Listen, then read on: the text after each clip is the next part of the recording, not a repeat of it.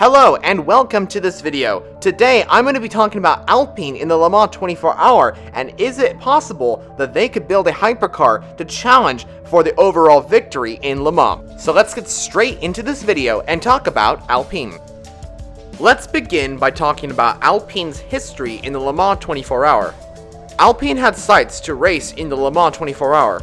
In 1963, Alpine entered in the M63, which had very big structural problems, but did end up winning a class victory. Unfortunately, at the Le Mans 24 Hour that season, none of the M63s that entered finished. And for the next 2 years, in 1964 and 1965, it was more disappointment for Alpine. For the 1966 season, Alpine built the A210, and the A210 looked pretty promising. At the 1966 Le Mans 24 Hour, Alpine finished with 4 cars. I see that as a pretty big win for the team, especially since their previous cars had hard times even finishing races. Although, Alpine did still have sights on fighting for the overall victory. After some issues with some engines in 1967, for the 1968 Le Mans 24 Hour, Alpine created the A220. The goal was to finish on the top step of the podium for overall victory here at Le Mans, and hopefully, with the A220, Alpine would seize their chance. Good news came as well, because for 1968, new regulations banned the 4 to 7 liter engines used by teams like Ferrari and Ford. Alpine had a lot of hope going into 1968, but unfortunately, during the race, only one A220 finished the 68 Le Mans. With results way below expectations, Alpine pulled out of sports car racing in 1970 to focus more on the Rally Championship. Alpine still wanted that overall victory, so they did decide to return to the Le Mans 24 Hour.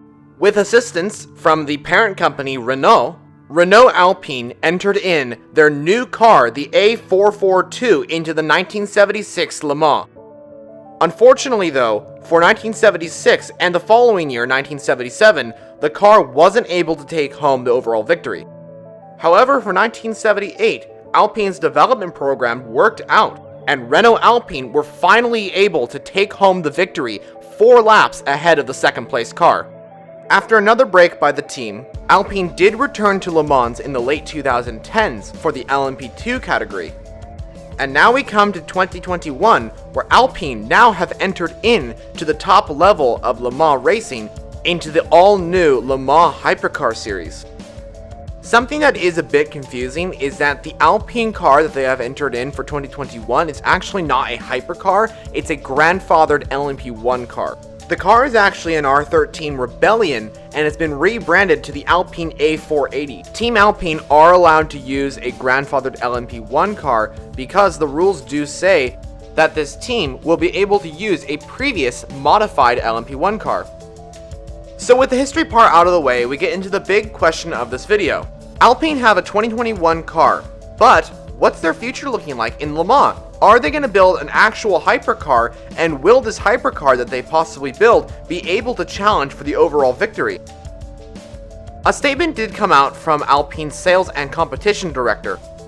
It says, LMH and LMDH will open a new environment, so we will look at it and make our decision in due time together with Signatech. We have an opportunity now, and we are looking at what is going to happen with the LMH and the LMDH. The sentence highlighted in green says that there's an opportunity for a possible LMH or LMDH entry. Oh, and if you're not very familiar with what an LMH is and what an LMDH is, I got you covered because you can go check out my video on the full Le Mans Hypercar series program as I explain about the program itself and the difference between the LMH and the LMDH.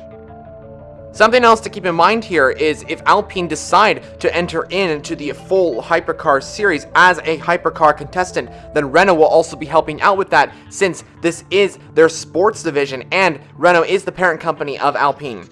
I think Renault Alpine will build a Hypercar, either an LMH or an LMDH, to try and compete for the overall victory at Le Mans. If Alpine decide to do this, they will get a lot of attention in the community of motorsport, since the brand has been very famous recently.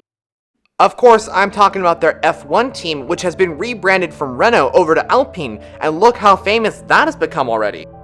I really would like to see Alpine with the hypercar in the mix to fight, especially with the competition in the hypercar series already building up between teams like Toyota, Porsche, Audi, Peugeot, Ferrari, and now Alpine would make the fans more interested in this all-new series.